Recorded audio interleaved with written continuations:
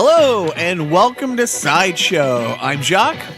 I'm Joe! Yeah! You ready for some football? God damn it! I make no apologies that this Sideshow is going to be all about, Super Bowl 52 and mostly slanted in the New England Patriots direction. Joe, we did a preseason look at the season, and we pretty much nailed it. A lot of people were saying 16-0. That's before Edelman went down. We came in saying 14-2, going team by team, game by game. But you were the one that said probably 13-3 because the last three games were against Buffalo, the Jets, and Miami, and whether they're gonna rest guys at the end or just lay an egg because they tend to in one of those games. That's exactly what it was. But we both expected them to be back in the Super Bowl. Yep, I kind of blew it. I thought Atlanta would, get further than they did. I'm pleased to see that at least it's a rematch of sorts. We're a rematch 13 years in the making or 14 years in the making. But. There's a lot of like the more things change, the more they stay the same. The last time the Patriots played the Eagles in the Super Bowl, the Patriots were looking to win their third Super Bowl in 4 years. Won it, didn't win it, going back to back. And that's exactly 14 years later, they're looking at the exact same scenario where, and that's, has fueled the, is Brady going to end his thing? He's not. We know that. But to bookend winning 3 out of 4 years at the beginning of his career and at the end, wouldn't that be storybook? No, shut up. Who's ever saying that? But yeah, the last time they played the Eagles, they were going for back-to-back championships, and it hadn't been done since Dallas had done it a decade earlier. The last time a team went back-to-back in the Super Bowl, it was the Patriots beating the Eagles, beating the Terrell Owens Eagles back in Super Bowl 38. Another more things change, the more they stay the same, halftime show, Justin Timberlake. Oh, yeah. Now, we all know what happened the last time JT took the stage. But remind the folks who haven't. Well, let's see. Kids, come on over to the speaker and let me tell you a tale of a woman named Janet and a man named Justin. And Janet Jackson sang a song at the halftime of the Super Bowl back in 2005. So there was the now infamous, that was produced by MTV, and I think they had produced a couple of, I don't know if this was maybe it was their first, but they had produced this halftime show. It was an extravaganza. I forget who all there was Aerosmith there as well. I don't remember. I think Janet Jackson was the main draw. Yes, I mean, Justin Timberlake was not Justin Timberlake yet. Yeah, I mean, he was, coming up, and he was a name, and that's why they put him on stage with Janet Jackson. But he was there as sort of a featured star. Right. And Janet Jackson was singing a song. And she, of course, at the end, when they were dancing along with the song, Janet poses at the end, and Justin puts his hand on her breast area and tears away a piece of the action, exposing breast with a some pasty. sort of, was it a pasty? Yeah, over her nipple. And, it was a quick cutaway. It probably lasted in real time, like half a second. But it was enough for the FCC to come down and basically... Oh, the outpouring of my children! Right. Will anybody think of the children? What was very interesting, DirecTV had and TiVo was a newer thing. Recording live television was a newer thing. And they had said that, no, they don't track what you're recording and what you're watching and all this stuff. And then they turn around. It's like, yes, it was the most replayed thing in TiVo history. But we don't know that because we don't track it yet. Wait, think. And so anyways, but yeah, it's so funny that, these Super Bowls are booked a year in advance, so just coincidentally the odds of the Eagles playing the Patriots. I mean, it was a pretty good guess. The Patriots are going to get there. Not so much the Eagles. No. But okay, so we have Justin Timberlake doing the halftime show.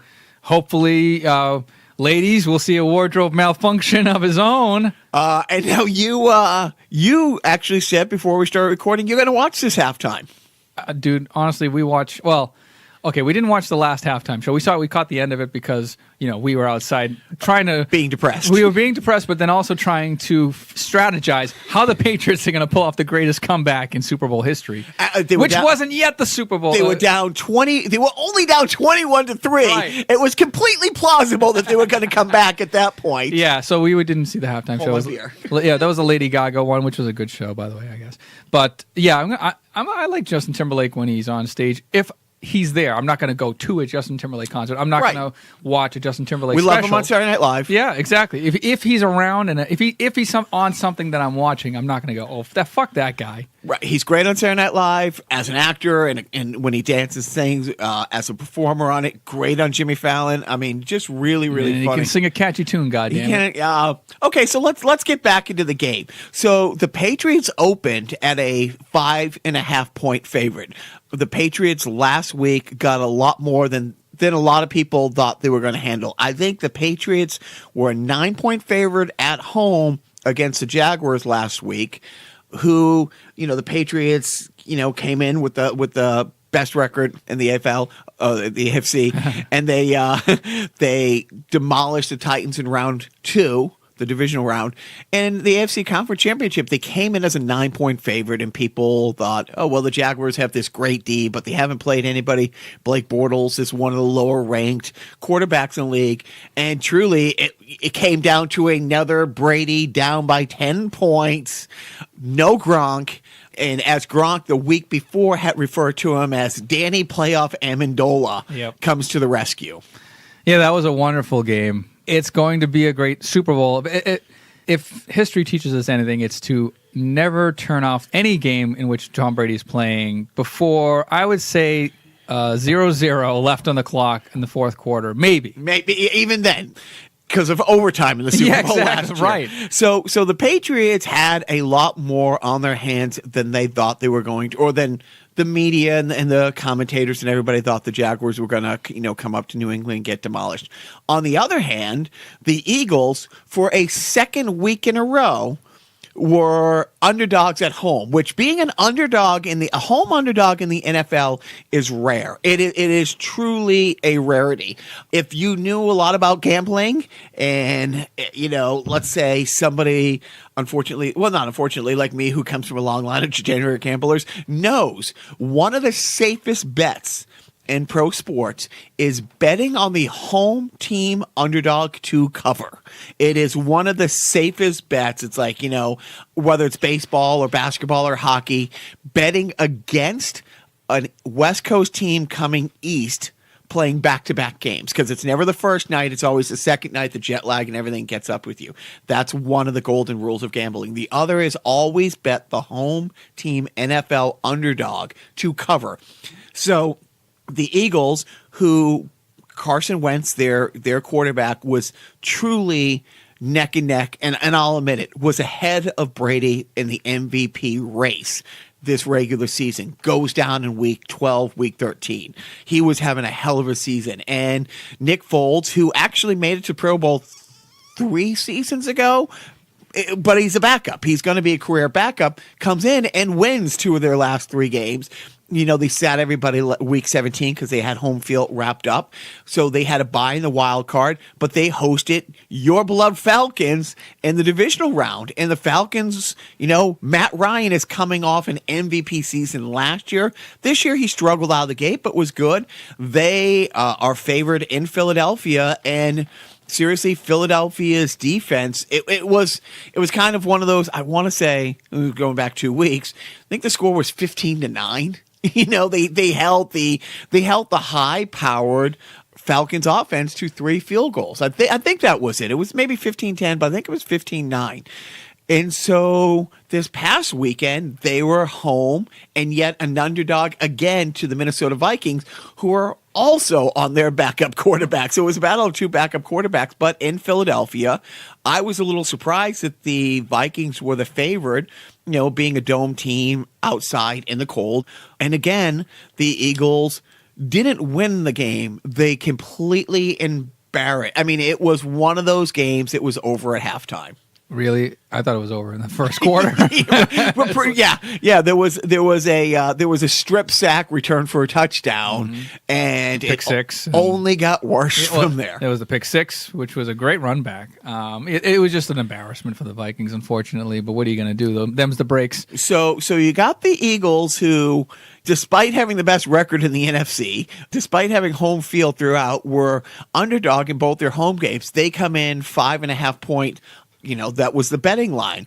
However, what's been interesting is a lot, as this is recording, this is the Saturday, this is 8 days. We're 8 days from the Super Bowl. This past week, absolute serious bets. One bet of multiple millions of dollars placed at the MGM Grand on the Eagles to cover, which has now moved the betting line down to 4.5. Oh, wow. So far, all the money's coming in on the Eagles. And again, the Patriots have played in 6 Super Bowls. All but the last one has been decided by 3 or 4 points. And the only reason the last one was won by 6 points, it was a touchdown in overtime. But I mean, you don't get much closer than an overtime, a win. So the Patriots have never covered.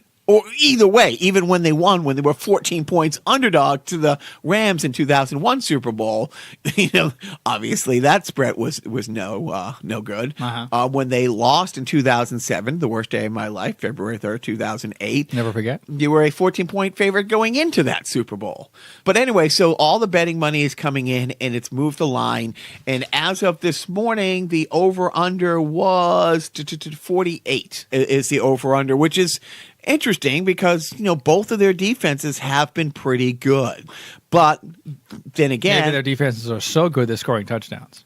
Well, knock on wood, Patriots don't tend to turn the ball over like other teams do. So, I'm hoping. But then again, last year, Brady did throw a pick six in the Super Bowl.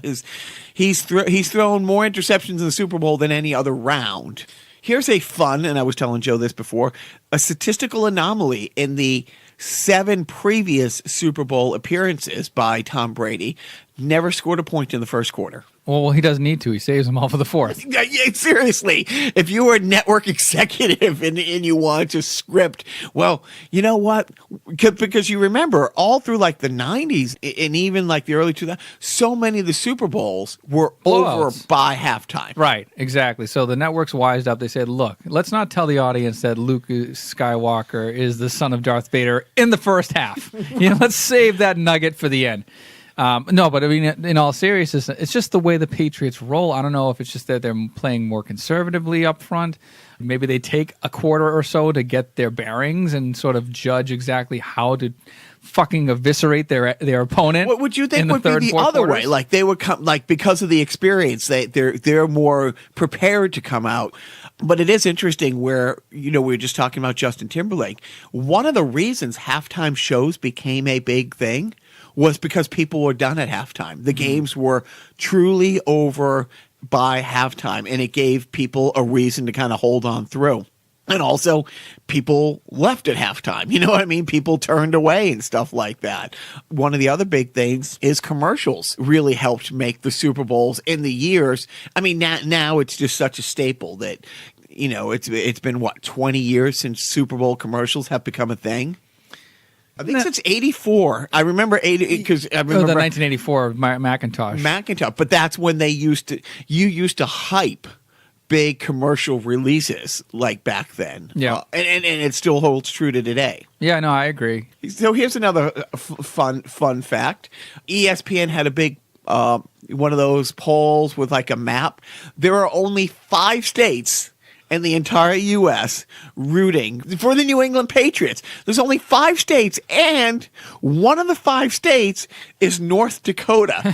So the New England Patriots don't even get all 6 of the New England states. Connecticut and Vermont are not pulling for the Patriots. And Vermont, what's your fucking problem? Like, Connecticut is split between New York, Giant fans, Philly fans. I mean, it's a very, right. It's part of the tri-state area kind of thing. Right, but so we lock up Rhode Island. We got that going for. But what the fuck's wrong with you, Vermont? Yeah, I mean, geez, you think you know a neighbor, and then all of a sudden. Right. Think about all the Bernie voters that supported your guy. Thank you. And now, so I'm from now on calling Vermont Lower Canada. I mean, seriously, Vermont's just in the way of Montreal, anyways. Yeah. Fuck you, Vermont. And but I thought that was kind of interesting. So last week was the 24th anniversary of Robert Kraft buying the Patriots. Now, the Steelers have 6 Super Bowl rings. The Dallas Cowboys have 6 Super Bowl rings. And the New York Giants have 4. And those are household, let's face it, the NFL up into the 2000s was the New York Giants, the Dallas Cowboys, the Pittsburgh Steelers. So those are the 3 golden gooses. The Mara family, the Rooney family. They are the royalty of royalty.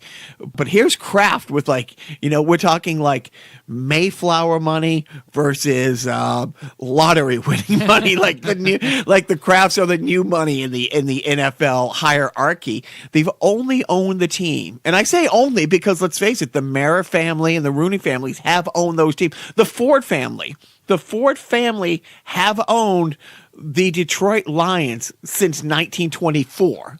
So, we're close to 100 years. The same family has handed down the team. The Steelers have been handed over 3-4 generations. The Giants have been handed over 3-4-5 generations.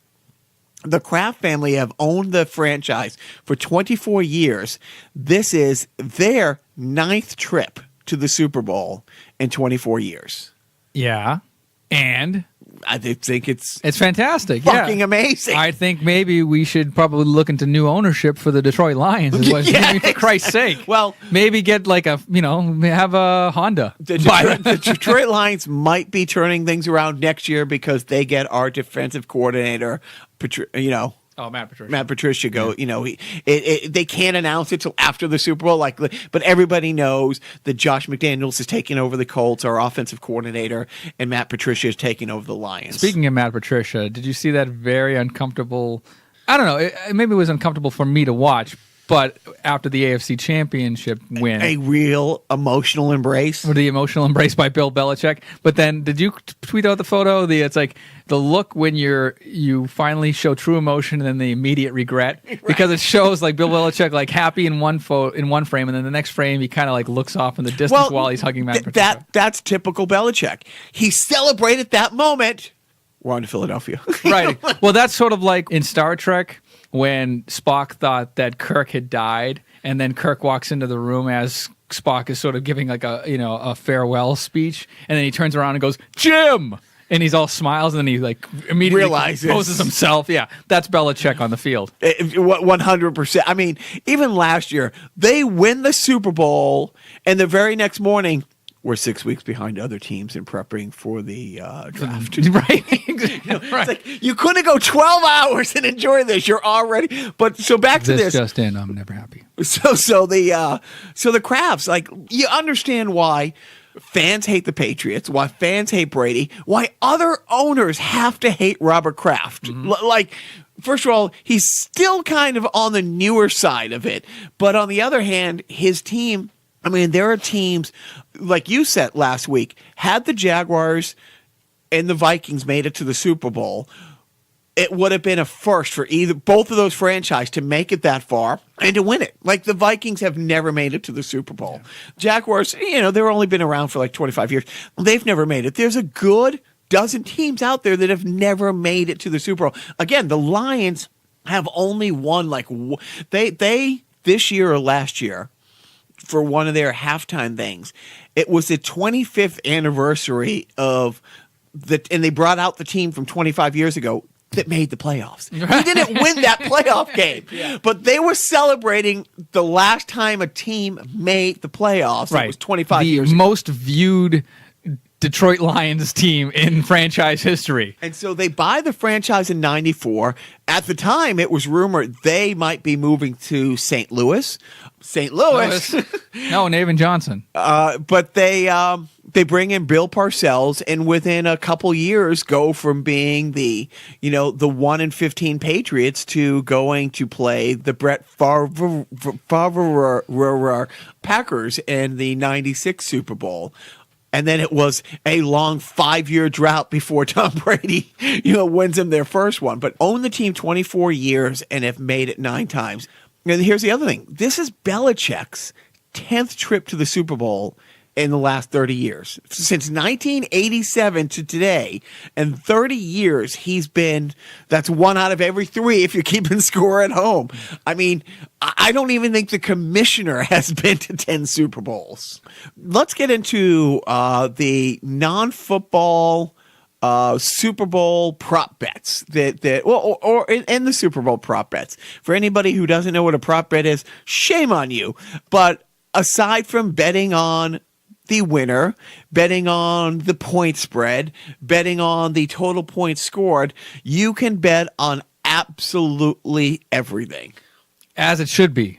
Do you have a favorite prop bet? Looking at your list, my favorite has to be, I'll have to, I mean, this is always a given, the length time for the anthem.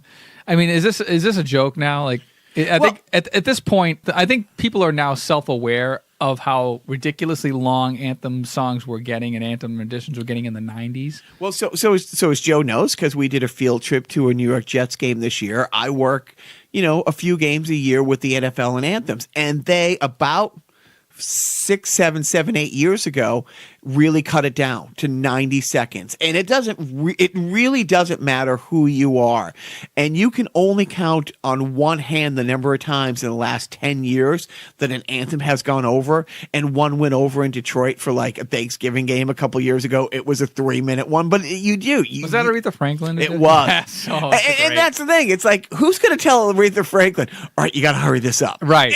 In Motown. Who's telling Aretha Franklin in Motown, all right, sweetheart, we got to shorten this thing up. We got a Geico commercial to run. I'm hoping it's a white guy. But yeah, so this year you got Pink singing the national anthem, which is just interesting. But some of the prop bets are, what color will her hair be? Oh, what if she has no hair? Well, I don't know if that's one of the things, but I know blue, like Pink is obviously like the 2-to-1 thing. Does she come out bald? Does she come out with What if blue she has hair? multicolored hair? Yeah, she could go. She could go the rainbow. Yeah. And I don't know how you decide if like you win the bet or well, that hair had blue in it, of the length of it. One of the interesting ones, and there's a guy who's on sports radio here a lot. He runs one of the big sports books in Vegas.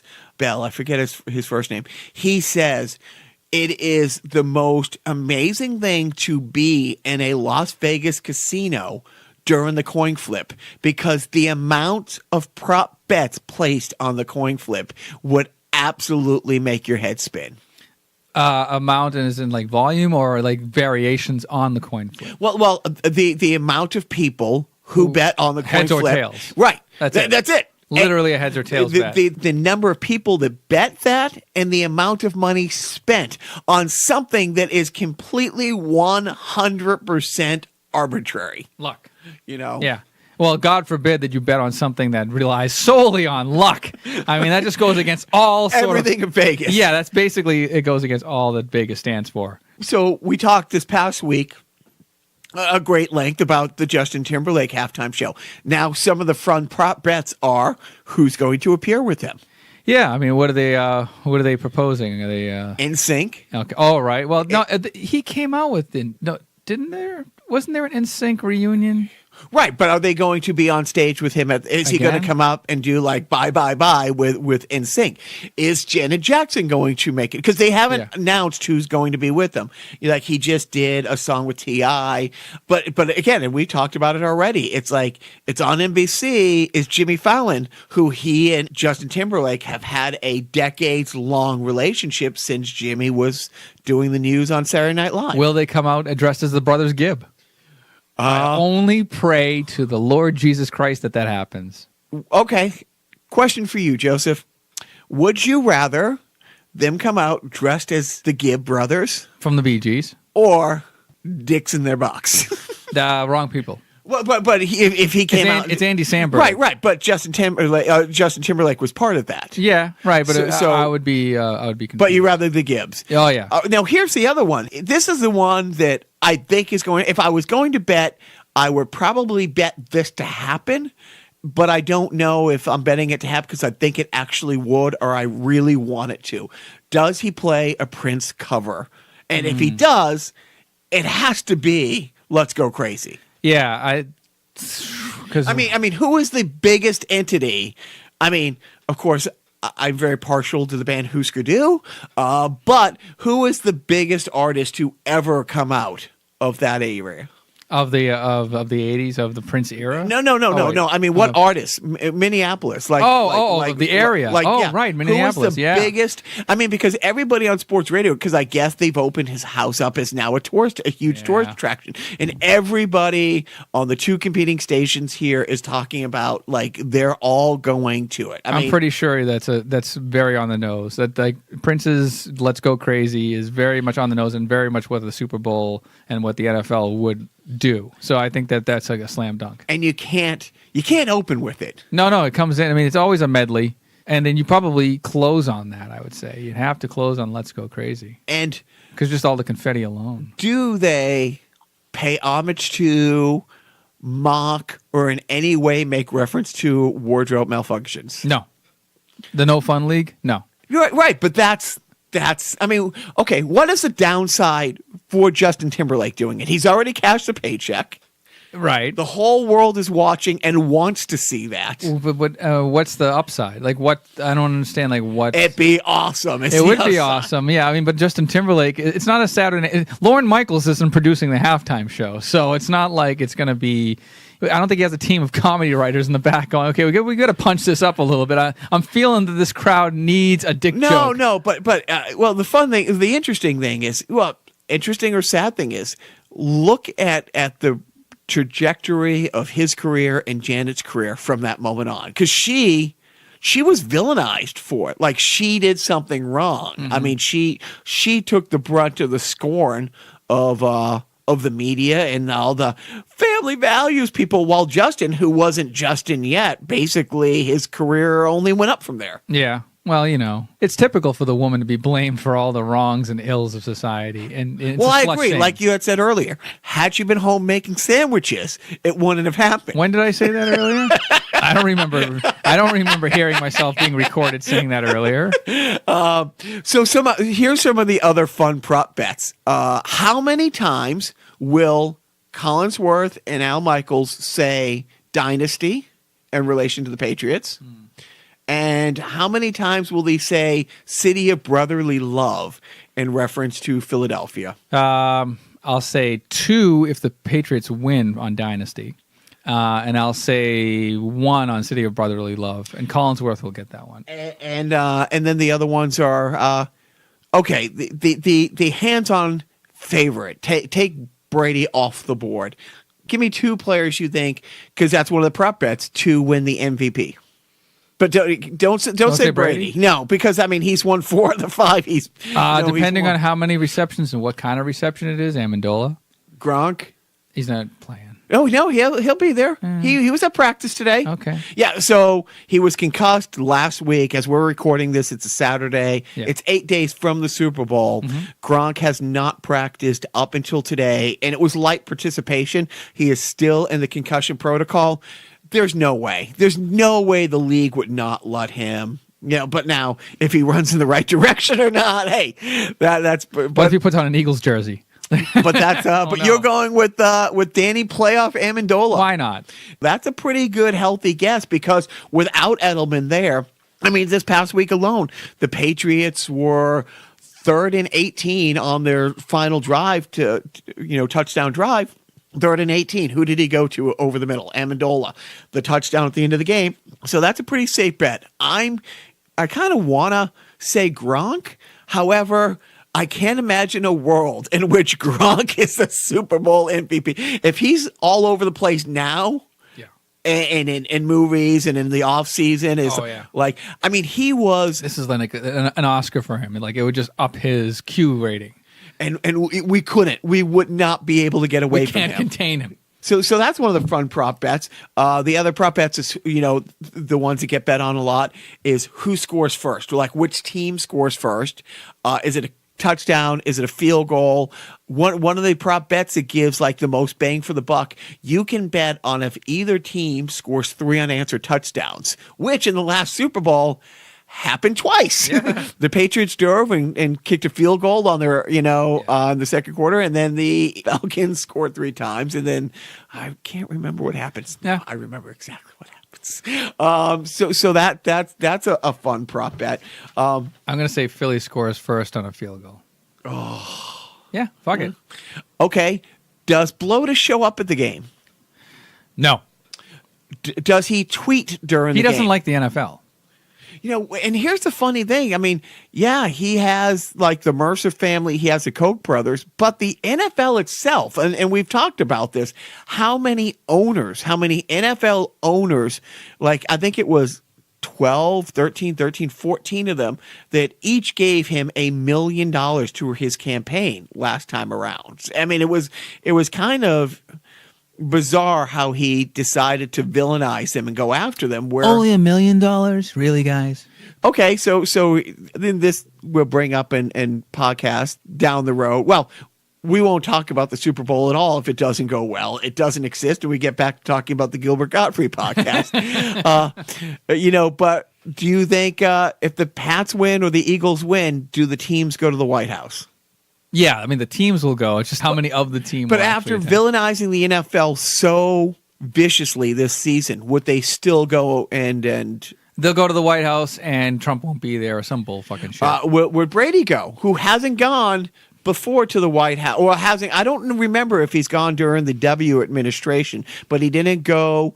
When Obama was there, and he didn't go last year when Blotus was there. He may want to distance himself from the whole Trumpster fire. The Trumpster fire. But what I actually, speaking of Trump and the anthem and prop bets, what you don't have on here is, will there be any kneeling, and how many players would kneel? There will be no kneeling.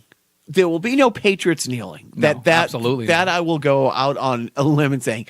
The Eagles, I don't remember them being a big kneeling team. I'd have to think, but that's an interesting question. But I don't think. You think Justin Timberlake will kneel? That would be awesome. That would be absolutely. You think Pink will kneel during the anthem? Oh, she should do the whole fucking anthem kneeling. Wow.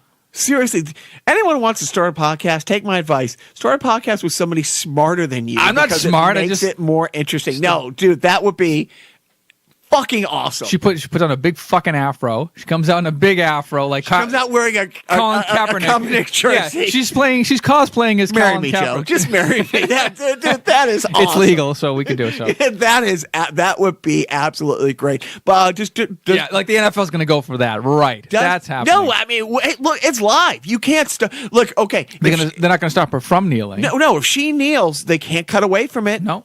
Right. Once it's going on, I wonder if there's like a no kneeling clause in the contract. Maybe the NFL, maybe they're sly dogs. Okay, so 2 years ago, I was with Edward McCain doing a Miami game. It was Miami versus the Bills, and the kneeling thing had just started. The Kaepernick thing, he was still with San Francisco. It wasn't this year. It was the year before. And about a half hour before he went out there, the game's day president came down to the green room and asked him if he was planning on kneeling. And he started like laughing. And they're like, no, we actually, they didn't make him sign anything saying that, but they did ask him if he was planning on it. But that's interesting if there's some kind of, but you know what? I think we would have heard about that. Here's my impersonation of Pink kneeling during the national anthem. Oh. All right. This is my impersonation of Pink kneeling during the national anthem. Oh, okay. What? That's our queefing. Okay. I thought that was a boo, Okay. No, this is my impersonation of Pink kneeling during the national anthem. Oh, that's the same one. Yeah. Oh, Jesus. I thought there was a... No, there's only laughter. There's no booze. Like our podcast. Like my podcast. There's no booze on this podcast. Well, actually, to finish up with that point, no, I don't think Pink is going to be fucking stupid enough to kneel during the national anthem. Stupid enough? I mean, she's going to get look. When Blotus tweets out his awful things and he's doing it just to his base, like Fox News treats him like a a VJ returning hero. So 2 words. Dixie Chicks. Do you remember what happened to the Dixie Chicks? I do. They became a much better band. Right. Well, you know, right? You know, I do. Yeah. They They were villainized for calling out President Bush and saying that they were embarrassed to be from Texas. And then what happened to their fucking audience? But does Blotus tweet? And how much does he tweet? And does he Tweets once. Unless there's a kneeling incident, in which case 17 times. Let's move on to the next fun subject. I mean this with all sincerity. I mean this as a lifelong sports fan. I mean this as a person who has seen sporting events all over the globe. But I've been all over the NFL map from a Monday Night Football game in Oakland. You name it. I've been there. Philly fans are the worst fucking human beings outside those at an RNC convention. All they need are tiki torches to round out the image. Seriously, they are. Sorry to you Philly fans. No. And I have some friends from Philly who will say the same thing. And we're going back to the pelting of Santa in 1968. Sure, that's funny and all that stuff. But seriously, you saw the footage. Now, Joe and I were living together in Los Angeles during Laker riots. Uh-huh. When the Lakers were about to win another championship, you stayed home. And I just remember, they overturned cop cars. They burnt a news van. That was a win. And that was a win, right. Look, I mean, Montreal rioted when they won, their last Stanley Cup. This is going back a couple decades. Vancouver rioted when they lost the Stanley Cup. But the Laker riots, and I remember it was the best sports call. And I guess it's an old cliche, but one guy was talking if he was caught in a riot, he would just hit the gas and he doesn't care who he takes out. He's getting out of there because I'd rather be judged by 12 than carried by 6. I did the math on that. I'm like, oh, that's good. But no, Laker riots were crazy. If you have no problem turning over a cop car and burning a news van. But what about Philly fans, you're saying? But Philly fans, if you saw post the city of Philadelphia, and I guess it's a thing there, they had to go down. They went around town the Department of whatever. You're talking about the Crisco cops? The Crisco cops. That was a one-time. This was a new thing that they tried. I don't think they were doing it. It wasn't successful because you saw how many people were scaling those street lights. A lot of people were bitten by radioactive spiders apparently in Philadelphia. They were able to scale those poles with. I mean, just the violence of the fans. I knew there were pole smokers. I didn't know there were pole climbers too. Oh! That's awful. Awful good. But seriously, and since the Eagles have made it, the city of Minneapolis has already approved overtime and more. And state police and local police, and they're actually considering, do they need to have the National Guard? Because they are truly, and look, I went to a Super Bowl in Houston without planning on going in. My brother and I met some friends, and we just tailgated for days. They opened up the parking lots and the parking lots at Justice Stadium, and it's a week-long party. So yes, I'm guessing the average Philly fan isn't going to be able to afford the $2,000-$3,000 ticket. Minnesota will be fine. Philly, on the other hand, I don't know. Is it going to snow that day? What's the weather? But everything's indoors. Everything is at the Mall of America. Truly, all the media accessibility, all the player interviews, Radio Row, all that stuff. Oh yeah. But honestly, it's they are very concerned because they are savage animals. They are. And I think a lot of them would agree with you. That's coming from you. No, it's a badge of honor at this point. Oh yeah. Before the game, I saw on Twitter, a brawl. I mean, an absolute something out of the movie. 20 plus people punch in the face, kick people on the ground, brawl at the tailgating at the Eagles game. Interesting fact. All wearing Eagles gear. Yeah. Whatever they were fighting about, and it was. Bills fans are like, dude, you got to settle down. Right, exactly. You guys are chill out, guys. Sure, it's one thing to light a folding table on fire and jump at it from a moving pickup truck. Right. But you guys are fucks. Yeah, right. Just tone it down a notch, right. Joe, your prediction. I would say it's going to be another classic nail biter.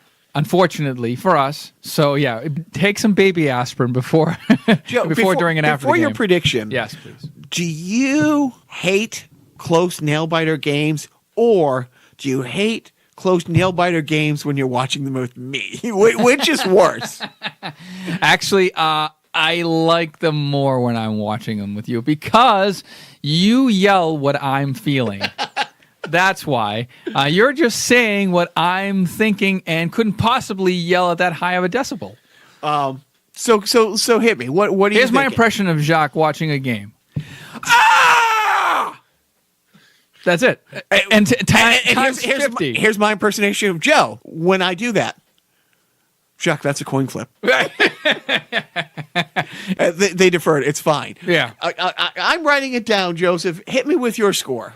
My score. Oh, man. I'm going to say Patriots 30, Eagles 24. Who scores last? Is this a Patriots. Are the Patriots down 23 to 24 with a minute left? It's another fucking comeback, unfortunately. Okay. God damn it. I gotta play the odds. I gotta play the odds. Before I tell you my prediction, I want to tell you, I watch a lot of games with Joe, and Biff was at the house for the Tennessee game, and it was great because, like Biff had said, he was looking forward to watching the train wreck that is me watching a Patriots game, and it was nice. But the AFC game, I was more worried about the Jaguars than a lot of people were, and I called Joe, couldn't move the pieces around to get it together, watch the game, and I decided I'm going to go over to my parents' house who were out of town and watch the game on their big screen. We got a great TV at our house, but I didn't want my boys around arguing over which screen is which and who has to switch and just anything. I wanted like no pets, no animals, nobody. Just watch it and pace at my parents' house. And management calls and says, you know, my 7-year-old wanted to come over and watch the game. And I'm like, okay, I'm fine. He's just going to sit in the other room with a screen and not be fighting with his brother, so it's fine.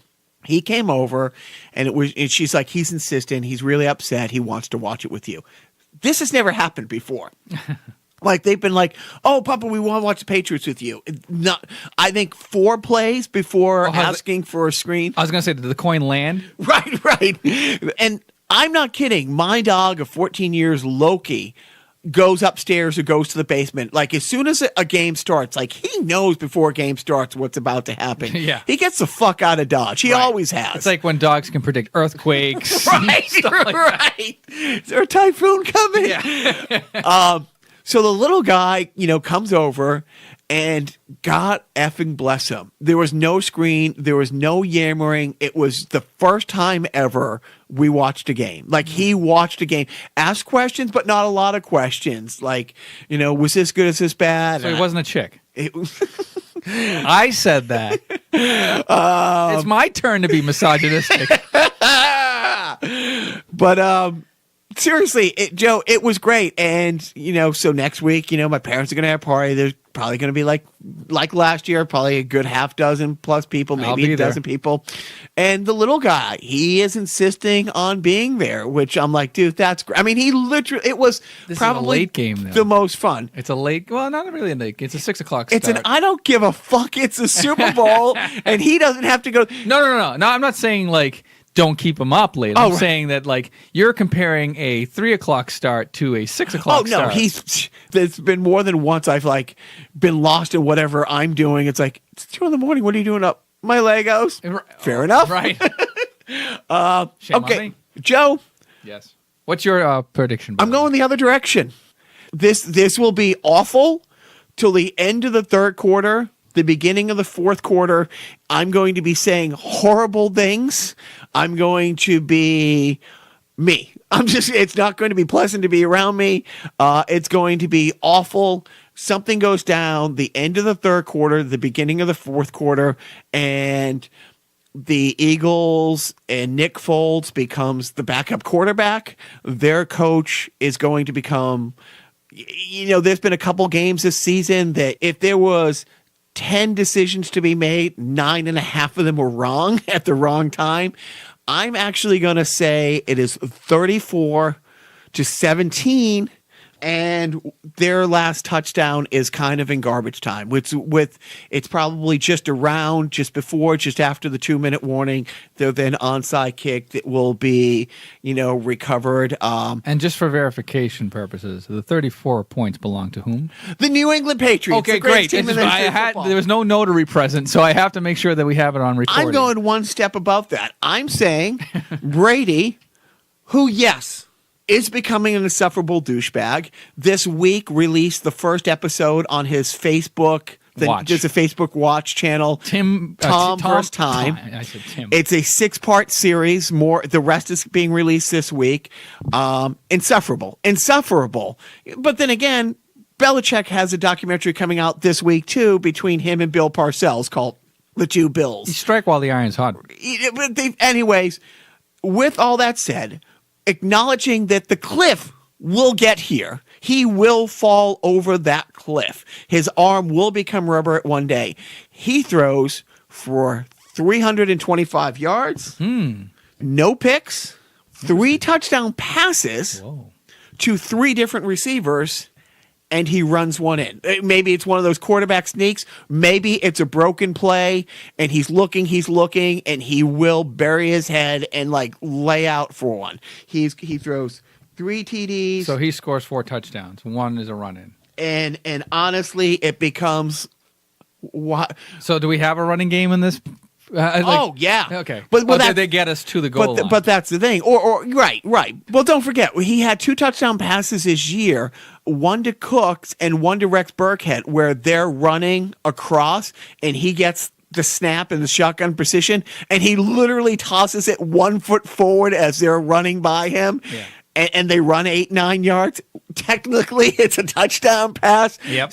But they will. The touchdown passes will be Gronkowski, Rex Burkhead, and Chris Hogan. No Amendola? No Amendola. I will throw you out of here. Will have 5 third down catches. Okay. A Brady touchdown, and probably, that rounds it out, a couple field goals. You got 28. So that's 28 and 2 field goals. Okay. Yep.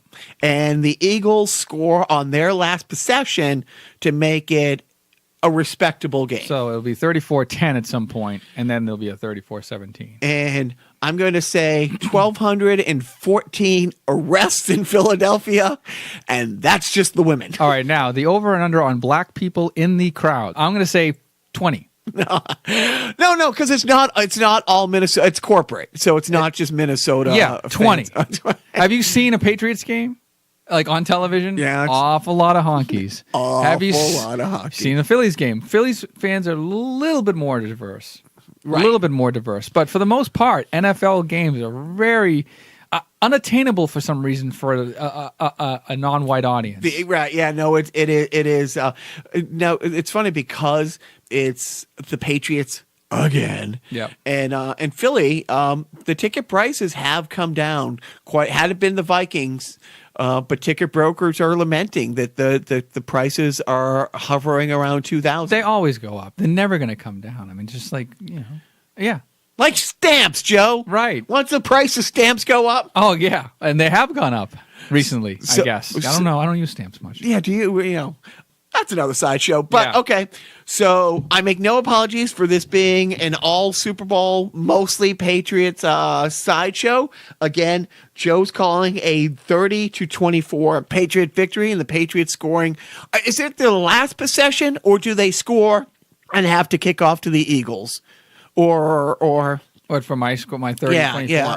Or is that clock running down? That's they an score overtime this. score. That's an over. Oh. No, I'm just joking. Fuck that. No way. We're not. I can't. My heart can't take. My doctor said no more overtime Super Bowls for the Patriots. Okay. No, that's just it's going to be a come from behind win. It'll be like 24, 24-20, and then yeah. Okay. Then go blue. I got it. No, go white. Go white. Because they are 3-0 wearing the white jerseys in the Belichick era of Super Bowls. They lost wearing the white jerseys in a Super Bowl previous, but in the Bill Belichick era, they are 3-0 where they are 2-2 in the blue. It'll be a fun time in the cold town of Minneapolis on Sunday. If you want to tell me that I'm full of shit, I don't know what I'm talking about, you are right. And you can tweet me at the Jacques 4 Well, that's at your Twitter, personal Twitter. or at Carnival Podcast. Yes. Or you can go to OptiGrabber. On Twitter, yeah. On Twitter. That's me. But fuck me. And then we also got Carnival Podcast at Facebook. Yeah, on Facebook. You can go to facebook.com/Carnival Podcast and, just post a comment, post a like. Just let us know that you exist. And your predictions would be great. You can call 867-5309. Let Jenny know right, what your predictions are. And let me just get up and sit in my chair because I was kneeling the whole podcast. That's what you don't know. Draw your own conclusions. Yeah. One knee. With that said, so those are the predictions. That's what's going to happen. And do not forget, they beat the Jets and became contenders, and we cheered them on. Then they beat those Miami pretenders, and the jinx was gone. Still on the downers around them, say, can we go that far? Just let us stay for the record. There's no stopping this rising star. New England, the Patriots and me. New England, the Patriots and me. Rolling on to victory. New England, the Patriots and we. We'll strip them bare, just wait and see. New England, the Patriots and we. The biggest news in the whole country. New England, the Patriots and we. New England, the Patriots and we. They're the champs of the AFC. New England, the Patriots and we. We'll beat the best of the NFC. New